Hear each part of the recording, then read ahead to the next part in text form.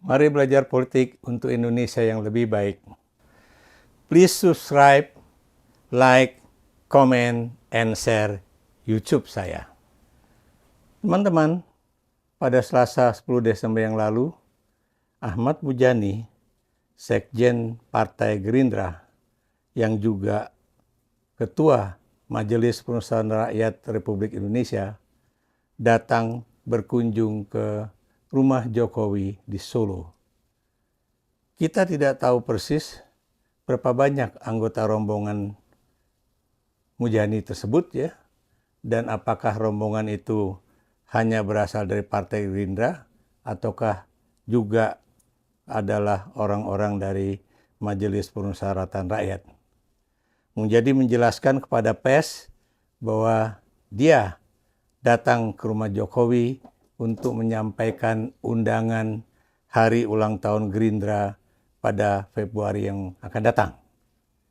Pertanyaannya, sepenting itukah mengirimkan undangan kepada mantan Presiden Jokowi untuk hari ulang tahun Gerindra yang 2 bulan lagi? Kenapa? Karena kita tahu Jokowi bukan lagi menjadi seorang presiden yang sibuk. Waktunya banyak dan tidak ada batasan-batasan juga bahwa jam sekian akan ketemu ini, jam sekian akan ketemu itu, seperti ketika beliau menjadi Presiden Republik Indonesia. Karena itu, apakah tidak terlalu dini untuk memberikan surat undangan 2 bulan menjelang ulang tahun Gerindra?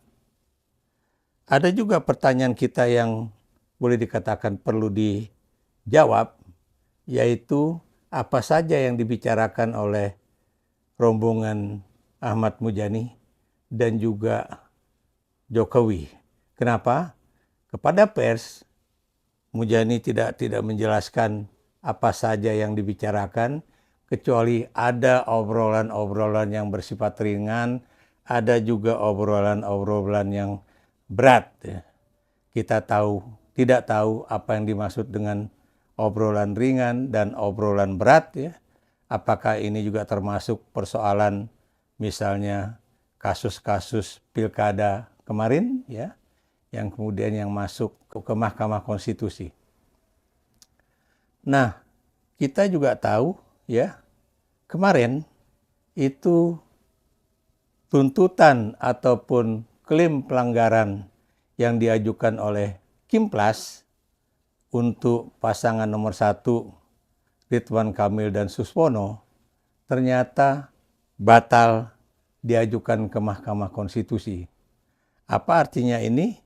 Bukan mustahil Presiden Prabowo Subianto, seperti yang saya katakan di berbagai YouTube saya sebelumnya, tampaknya tidak menginginkan adanya pengajuan klaim tersebut. Kenapa? Karena beliau sudah melihat bahwa proses pilkada di Jakarta sudah berjalan dengan sangat baik, dan karena itu tidak ada lagi keperluan untuk melakukan gugatan kepada Mahkamah Konstitusi, dan akan sulit juga Mahkamah Konstitusi untuk kemudian memenuhi gugatan tersebut karena persoalan bukti-bukti yang diajukan mungkin tidak lengkap, atau apa yang disebut dengan pelanggaran terstruktur, masif, dan sistematif itu juga tidak akan dibuktikan oleh Mahkamah Konstitusi. Kenapa? Karena kita tahu yang namanya pelanggaran pilkada itu kecil kemungkinannya dilakukan oleh pasangan yang didukung oleh partai yang boleh dikatakan minoritas, bukan partai yang menjadi mayoritas atau kumpulan dari partai-partai yang tergabung dalam Kimplas. Pertanyaan kita juga adalah bahwa mengapa Jokowi setelah berhenti menjadi Presiden Republik Indonesia masih tetap sibuk melakukan apa yang disebut dengan kegiatan-kegiatan politik ya. Apakah ini menunjukkan beliau sedang mengalami post power syndrome atau pasca kekuasaan, sindrom pasca kekuasaan, ataukah beliau memang masih ingin melakukan kegiatan-kegiatan politik ya untuk kemudian mempengaruhi jalannya politik Indonesia saat sini sampai tahun 2029 yang akan datang ya.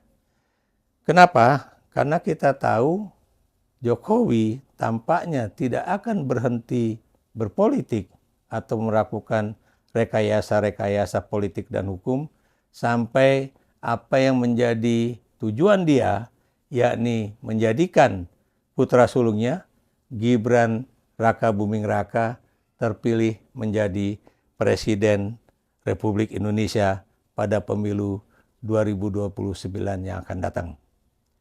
Saya sudah mengatakan juga di dalam YouTube saya bahwa dalam sejarah Indonesia tidak ada seorang wakil presiden yang kemudian bisa naik pangkat menjadi presiden terpilih melalui pemilihan presiden. Kenapa? Karena Anda tahu seorang wakil presiden itu tentunya tidak memiliki satu dukungan yang begitu besar di dalam sebuah pemilihan umum. Dan biasanya seorang wakil presiden itu juga tidak memiliki suatu pengalaman menjadi presiden, baik itu sebagai ban serep yang boleh dikatakan sangat berarti. Kenapa? Karena lagi-lagi seorang wakil presiden bukan saja tidak memiliki dukungan politik yang besar, tapi juga dia tidak memiliki suatu pengalaman politik untuk melakukan tugas-tugas kepresidenan. Kecuali ya apa yang terjadi dengan, saya beri contoh, Pak Tri Sutrisno, B.J. Habibie, ataupun Yusuf Kala. Kenapa? Karena Pak Yusuf Kala, walaupun beliau adalah ban serep, baik di masa ketika SBY menjadi presiden, ataupun ketika Joko Widodo menjadi presiden, tapi Yusuf Kala, karena dia adalah seorang politisi senior, juga pernah menjadi ketua umum Partai Golkar, tentunya memiliki pengalaman yang cukup banyak, sehingga para menteri, baik itu pada era SBY ataupun pada era Jokowi, itu datang sowan kepada Yusuf Kala sebagai wakil presiden dan minta masukan. Tapi dalam kasus dengan misalnya Kiai Haji Ma'ruf Amin, beliau juga sudah menasihati Gibran agar jangan berharap adalah satu posisi yang lebih tinggi dari sekedar ban serep seorang presiden. Dan kita juga tahu dalam pengalaman politik Indonesia, hanya satu orang wakil presiden yang kemudian menjadi Presiden Republik Indonesia, yaitu Pak Profesor Dr. B.J. Habibie. Ketika Pak Harto lengser, beliau kemudian disahkan dan juga diangkat menjadi Presiden Republik Indonesia. Kita juga lihat ya, dalam sejarah Indonesia, seorang Presiden Republik Indonesia, begitu dia turun dari jabatannya menjadi sebagai Presiden Republik Indonesia, itu boleh dikatakan tidak ada yang sesibuk Joko Widodo. Saya beri contoh misalnya, Bung Karno, itu malah kemudian menjadi tahanan rumah ya, di Wisma Yasu. Pak Harto begitu lengser menjadi Presiden Republik Indonesia, dan misalnya ketika Pak B.J. Habibie bertanya kepada beliau bagaimana misalnya apakah beliau punya pendapat tentang apa yang harus diambil keputusannya, apa yang harus dilaksanakan, Pak Harto dengan amat bijaksana mengatakan kepada B.J. Habibie bahwa Andalah Presiden Republik Indonesia dan Andalah yang harus mengambil keputusan dan juga kebijakan sesuai dengan apa yang Anda pikirkan dan Anda perhitungkan. Karena hanya dengan demikian yang namanya presiden itu bisa belajar untuk mengambil keputusan, bisa berpengalaman, untuk mengambil keputusan. Ya.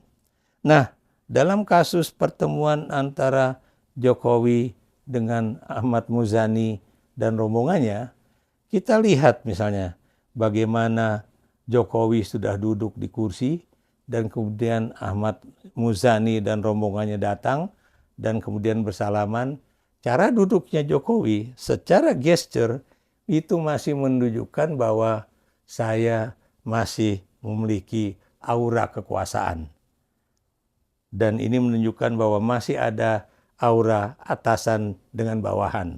Padahal kita tahu kalau memang itu hanyalah suatu audiensi biasa dari Ahmad Muzani untuk mengundang Jokowi menjadi tamu kehormatan pada ulang tahun Gerindra, itu tentunya duduknya tidak harus di meja panjang seperti itu, seperti dalam sidang-sidang kabinet.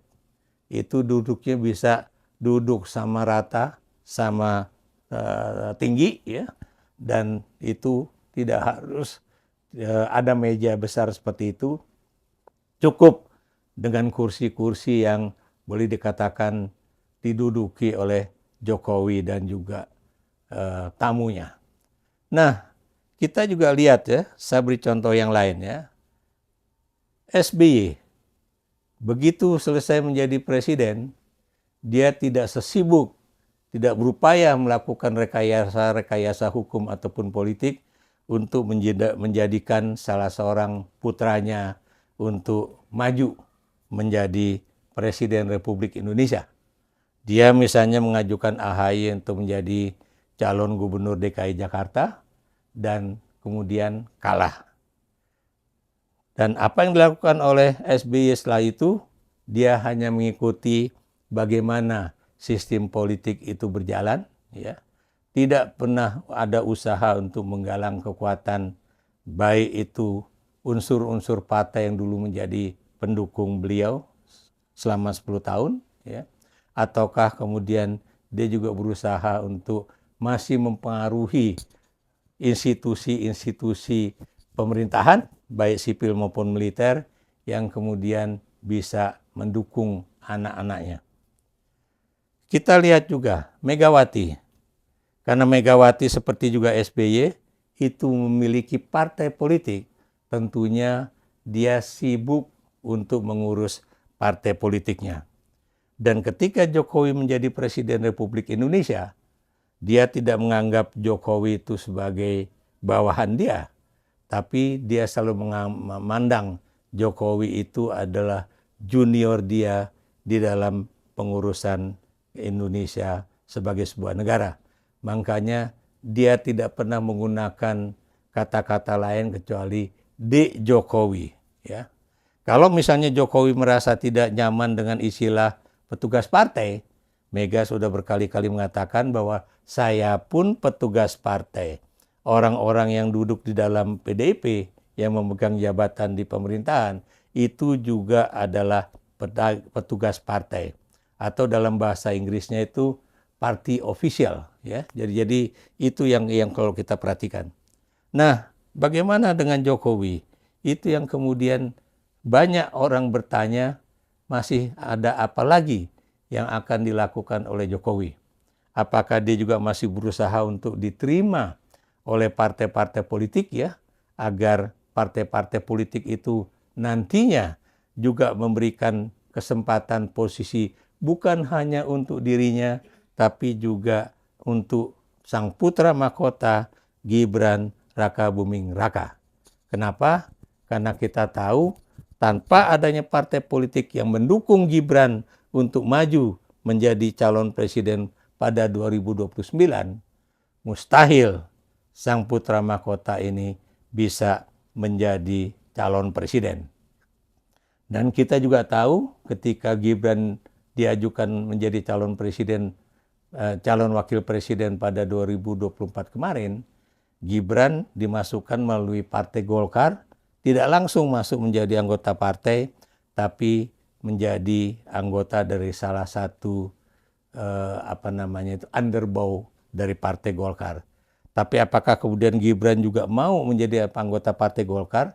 Semua orang Indonesia yang menontonnya pasti masih ingat dia menolak untuk dipakaikan baju jaket kuning Partai Golkar. Apa artinya ini? Gibran enggan untuk menggunakan jaket kuning Partai Golkar.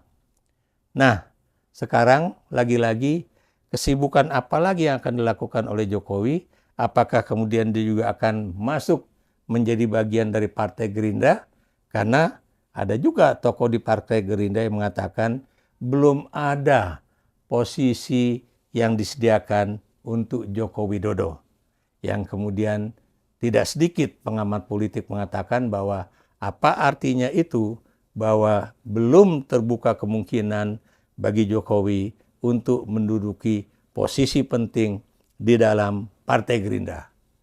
Bagaimana dengan Golkar? Seperti yang saya katakan ya sebelumnya ya, bahwa Golkar ini adalah suatu partai yang dinamis, bukan mustahil dalam beberapa tahun mendatang, khususnya menjelang pemilu ya, itu akan terjadi suatu proses pergantian kepemimpinan di Partai Golkar. Dan kita tahu walaupun Jokowi mendukung Bahlil Lahadalia menjadi ketua umum Partai Golkar, tapi partai itu juga akhirnya tidak memasukkan apakah itu Jokowi ataukah Gibran menjadi mengurus atau posisi penting di dalam Partai Golkar. Sekarang masih kita lihat ya, apalagi yang akan dilakukan oleh Jokowi, apakah dia juga masih terus pusing menghadapi persoalan Fufu Papa yang diusahakan untuk menghilang dari ingatan publik, akan menghilang dari dinamika politik Indonesia kini dan masa depan. Tapi Anda lihat ya bahwa walaupun ada upaya untuk mendiamkan kasus itu supaya orang-orang Indonesia lupa, tapi yang namanya catatan digital itu tidak akan hilang. Yang namanya gerakan-gerakan sosial kemasyarakatan tentunya juga tidak akan berhenti untuk mengajukan persoalan itu adalah suatu persoalan yang sangat penting di dalam menjaga harmonisasi antara presiden dan wakil presiden, tapi juga ini juga mencatat betapa seseorang itu juga harus menjaga kata-katanya, kalimat-kalimatnya kepada siapapun orang tersebut ya, apalagi kalau kemudian orang tersebut ternyata menjadi Presiden Republik Indonesia yang didampinginya. Berikan komentar Anda.